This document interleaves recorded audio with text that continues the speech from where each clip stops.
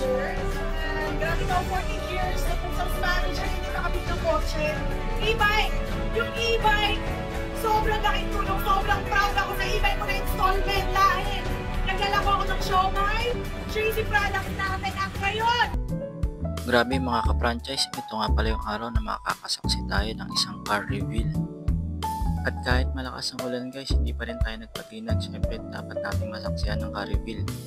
At dito nga guys, tinanggal na ang kortina at nakita natin ang dalawang sasakyan, isang BMW at isang Montero Sport. Grabe.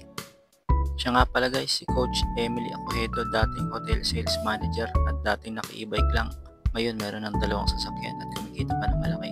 So guys, ito nga pala tayo, kasama natin ang buong team natin. Ang Team TBT or The Big Three. At etong katabi ko guys, si Coach EJ Pabustan. Siya nga pala yung naka-invite kay Coach Emily Acohedo. At siya rin po ang naka-invite sa akin. So ibig sabihin guys, sa business na to, hindi lang ikaw ang kikita na malaki, kundi yung mga taong maniniwala sa iyo.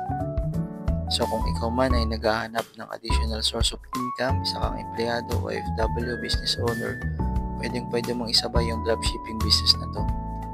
Ang kinagandaan niyan guys, magkakaroon ka dito ng tinatawag na shop link.